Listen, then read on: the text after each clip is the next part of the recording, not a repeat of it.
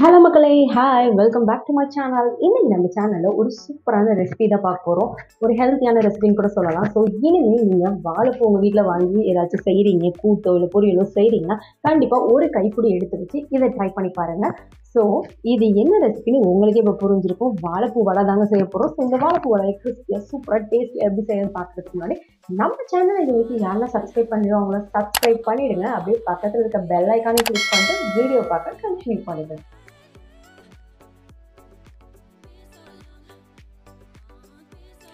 இப்போ வடை செய்கிறதுக்காக நான் 1 கப் அளவுக்கு கடலைப்பருப்பு எடுத்து தண்ணியில் ஊற வச்சுக்க போகிறோம். ஸோ ஃபர்ஸ்ட்டு 1 கப் அளவு கடலைப்பருப்பை எடுத்துட்டேன். அதை நல்லா தண்ணியில் கழுவிட்டு நம்ம ஊற வச்சிடலாம். ஸோ வாஷ் பண்ணதுக்கப்புறம் இதில் 2 வரமிளகா சேர்த்துக்கோங்க. இந்த 2 வரமிளகாவையும் கடலைப்பருப்போட சேர்த்தே ஊற போட்டுருங்க. ஸோ இது 2 மணி நேரம் ஊறட்டும். இன்கேஸ் உங்கள்கிட்ட டைம் இல்லை அப்படின்னா தண்ணியை கொஞ்சம் சூடு பண்ணிவிட்டு அதில் கடலைப்பருப்பை ஊற வச்சிங்கன்னா 1 மணி நேரம் ஊறினாலே போதுங்க. ஸோ இப்போ நம்ம 2 மணி நேரம் கழித்து வந்து பார்க்கலாம். இப்போ வந்து கடலைப்பருப்பு நல்லா ஊறிடுச்சு. ஸோ இந்த ஊறின கடலைப்பருப்பை வந்து நம்ம வடித்து எடுத்து வச்சிடலாம். வடித்து எடுத்து வச்சுட்டு சைடில் மிக்ஸி ஜாரில் பார்த்தீங்கன்னா 1 ஸ்பூன் அளவுக்கு சோம்பு, 1 பச்சை மிளகா, 2-3 பல்லு பூண்டு, 1 துண்டு இஞ்சி, இது எல்லாத்தையும் ஒரு அடி அடித்து எடுத்துக்க போகிறோம். ஸோ நல்லா வந்து ஒரு 1 ஸ்பீடு இல்லை 2 ஸ்பீடில் வச்சு ஓட்டி எடுத்துக்கோங்க. இந்த அளவுக்கு மசிஞ்சிருந்தால் போதும். எல்லாமே ரொம்ப இதாக பேஸ்ட் ஆக வேணாம். இதில் வந்து என்ன பண்ண போகிறோன்னா இப்போ வடித்து வச்சுருந்த கடலைப்பருப்பை தண்ணியே இல்லாமல் இது மாதிரி சேர்த்து அரைக்கணுங்க. அதனால தான் நான் ஸ்டெய்னரில் போட்டு வடித்து வச்சுருந்தேன். நல்லா தண்ணியெலாம் வடிஞ்சிருச்சு. இப்போ தண்ணியெலாம் வடிஞ்சதுக்கப்புறம் இதை அரைச்சிட்டு எடுத்து பார்த்தோன்னா இப்படி தான் இருக்கும். எல்லாமே வந்து நல்லா மைய அரைஞ்சிருக்கக்கூடாது. 1-2 அப்படியே கடலைப்பருப்பு முழுசாக இருக்கிற மாதிரி இருக்கணும். இப்போ அரைச்சதுக்கப்புறம் இது எல்லாத்தையும் ஒரு பவுலில் ட்ரான்ஸ்ஃபர் பண்ணி எடுத்துக்கலாம். எல்லாத்தையும் நான் அரைச்சி முடிச்சிட்டேன்.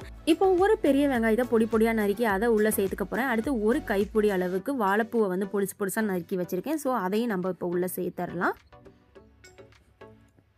அடுத்ததாக பார்த்திங்கன்னா இதுக்கு தேவைக்கேற்ப கொஞ்சம் உப்பு சேர்த்துக்கலாம். அடுத்து கொஞ்சம் பெருங்காயத்தூள், இது மட்டும் சேர்த்துட்டு நல்லா பெசரிக்கோங்க. இதில் வந்து கருவேப்பிலை கொஞ்சம் சேர்க்கணும். நான் மறந்துட்டேன் லாஸ்ட்டாக, ஆனால் சேர்த்துட்டேன். ஸோ நீங்கள் வந்து இப்போ மிக்ஸ் பண்ணுறப்பே நீங்கள் கருவேப்பிலையும் வந்து பிச்சு போட்டு அதை வந்து அப்படியே பெசரினிங்கன்னா சூப்பராக இருக்கும். கருவேப்பிலையான பிச்சு சேர்த்துக்கோங்க, முழுசாக சேர்த்துறாமல். ஸோ நல்லா பெசரிட்டு தண்ணியே இல்லாமல் இருக்கணும், முக்கியம் அதுதான். ஸோ நல்லா பெசரினதுக்கப்புறம் இது மாதிரி பால் மாதிரி ஃபஸ்ட்டு எடுத்துக்கோங்க. பால் பிடிச்சிட்டு கையில் நல்லா ஆயில் அப்ளை பண்ணி நல்லா ஈஸியாக வச்சுட்டு இப்படி நடுவில் உள்ளங்கையில் வச்சு தட்டினீங்கன்னா வடை சூப்பராக ரெடி ஆகிடுங்க. கிராக் இல்லாமல் பார்த்துக்கோங்க. ரொம்ப ஃப்ளாட்டாகவும் இல்லாமல் ரொம்ப குண்டாகவும் இல்லாமல் மீடியம் சைஸில் நம்ம வடையை இது மாதிரி தட்டி எடுத்துக்க வேண்டியதான்.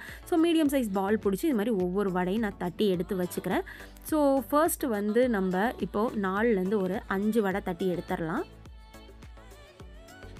ஸோ இப்போ வந்து நம்ம ஒரு 5 வடை ரெடி பண்ணியிருக்கோம். இதை வந்து நம்ம இப்போ போட்டுடலாம். எண்ணெய் சைடில் அப்படியே வச்சு நல்லா சூடாயிடுச்சு. எண்ணெயில் போட்டுக்கலாம். எண்ணெயில் போடுறப்ப கொஞ்சம் கவனமாக பார்த்து போடுங்க.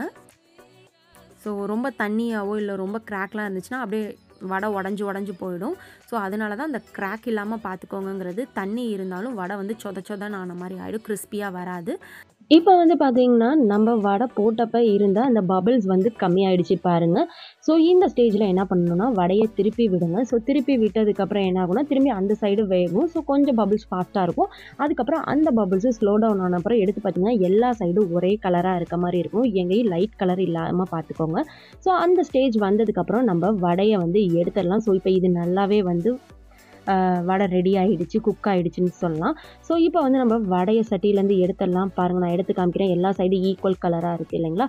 நல்லா கிறிஸ்பியாகவும் தெரியுது, பார்க்கவே செம்ம அப்படைசிங்காக இருக்குது. ஸோ எல்லாத்தையும் நம்ம இப்போ எடுத்துடலாம்.